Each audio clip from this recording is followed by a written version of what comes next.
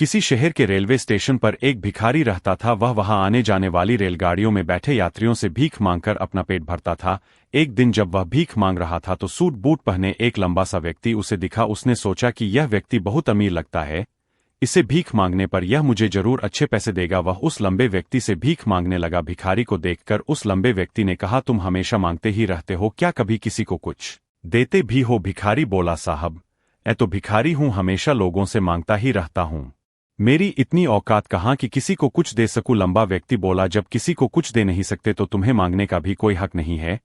मैं एक व्यापारी हूं और लेन देन में ही विश्वास करता हूं। अगर तुम्हारे पास मुझे कुछ देने को हो तभी मैं तुम्हें बदले में कुछ दे सकता हूं। इतना कहने के बाद वह लंबा आदमी ट्रेन में बैठकर चला गया। इधर भिखारी उसकी कही गई बात के बारे में सोचने लगा। उस लंबे व्यक्ति के द्वारा कही गई बात उस भिखारी के दिल में उतर गई। वह सोचने लगा कि शायद मुझे भीख में अधिक पैसा इसीलिए नहीं मिलता क्योंकि मैं उसके बदले में किसी को कुछ दे नहीं पाता हूं। लेकिन मैं तो भिखारी हूं, किसी को कुछ देने लायक भी नहीं हूं। लेकिन कब तक मैं लोगों को बिना कुछ दिए केवल मांगता ही रहूंगा? बहुत सोचने के बाद उस भिखारी ने निर्णय किया कि जो भी व्यक्ति उसे भीख देगा उसके बदले में वह भी उस व्यक्ति को कुछ जरूर देगा। लेकिन अब उसके दिमाग में यह प्रश्न चल रहा था कि वह खुद भिखारी है तो भीख के बदले में वह दूसरों को क्या दे सकता है?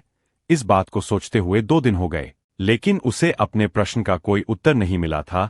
तीसरे दिन जब वह स्टेशन के पास बैठा हुआ था तभी उसकी नजर कुछ फूलों पर पड़ी जो स्टेशन के आसपास के पौधों पर खिल रहे थे। उसने सोचा, क्यों ना मैं लोगों को भीख के बदले कुछ फूल दे दिया करूं। उसको अपना यह विचार अच्छा लगा और उसने वहां से कुछ फूल तोड़ लिए। अब वह ट्रेन में भीख मांगने पहुंचा। अब जब भी कोई उसे भीख देता तो उसके बदले में वह भीख देने वाले को कुछ फूल दे देता। उन फूलों को लोग खुश होकर अपने पास रख लेते थे। अब भिखारी रोज फूल तोड़ता और भीख के बदले में उन फूलों। कुछ ही दिनों में उसने महसूस किया कि अब उसे बहुत अधिक लोग भीख देने लगे हैं।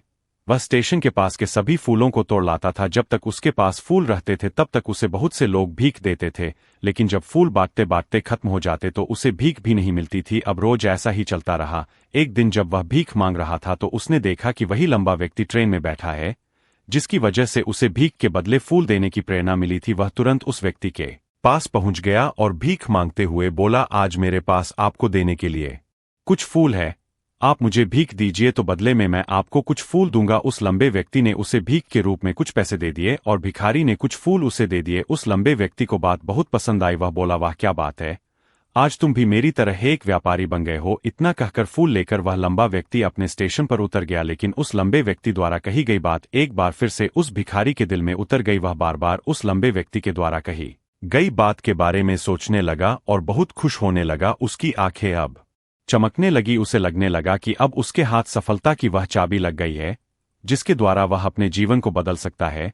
वह तुरंत ट्रेन से नीचे उतरा और उत्साहित होकर बहुत तेज आवाज में ऊपर आसमान की तरफ देखकर बोला, मैं भिखारी नहीं हूं तो एक व्यापारी हूं, मैं भी अमीर बन सकता हूं। लोगों ने उसे देखा तो सोचा कि शायद यह भिखारी पागल हो गया है और अगले दिन से वह भिखारी उस स्टेशन पर फिर कभी नहीं दिखा। लेकिन 6 महीने बाद इसी स्टेशन पर 2 व्यक्ति सूट बूट पहने हुए यात्रा कर रहे थे। दोनों ने एक दूसरे को देखा तो उनमें से एक ने दूसरे से हाथ मिलाया और कहा, क्या आपने मुझे पहचाना? दूसरा व्यक्ति बोला, नहीं, क्योंकि मेरे हिसाब से हम लोग पहली बार मिल रहे हैं।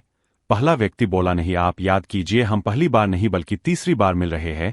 दूसरा व्यक्ति बोला, मुझे याद नहीं, वैसे हम पहले 2 बार कब मिले थे? अब पहला व्यक्ति मुस्कुराया और बोला, हम पहले भी 2 बार इसी ट्रेन में मिले थे।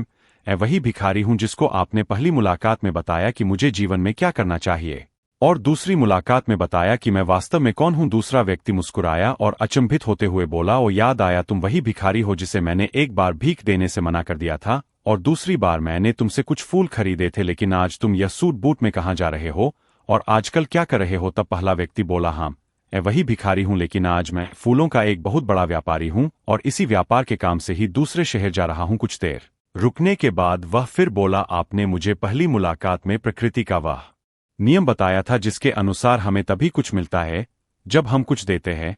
लेन देन का यह नियम वास्तव में काम करता है।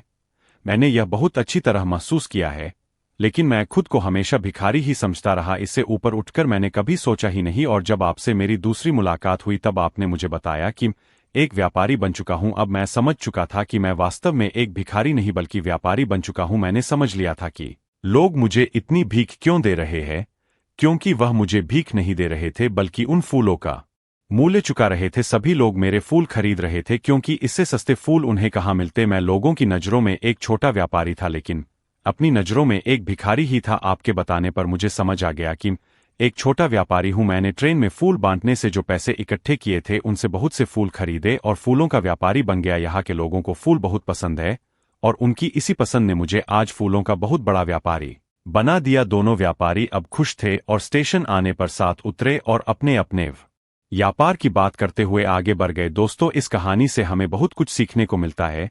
कहानी में लंबा व्यापारी गिव एंड टेक के नियम को बहुत अच्छी तरह जानता था। दुनिया के सभी बड़े व्यापारी इसी जीवन के नियम का उपयोग करके सफल हुए हैं।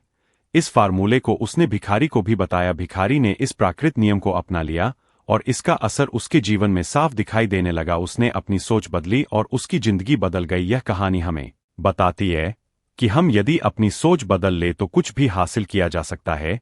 यदि हम खुद को छोटा समझते रहेंगे तो हम हमेशा छोटे ही बने रहेंगे। बड़ा बनने के लिए हमें अपनी सोच को बदलना होगा और खुद के बारे में बड़ा सोचना होगा। कहानी का सार यह है कि सफलता आपकी सोच में छुपी होती है। खुद का आत्मसम्मान जगाइए, अपनी सोच को बड़ा बनाइए और देखिए कैसे आप सफलता के शिखर पर पहुंच जाते हैं। अगर वीडियो काम की लगी तो सब्सक्राइब करना मत भूलना।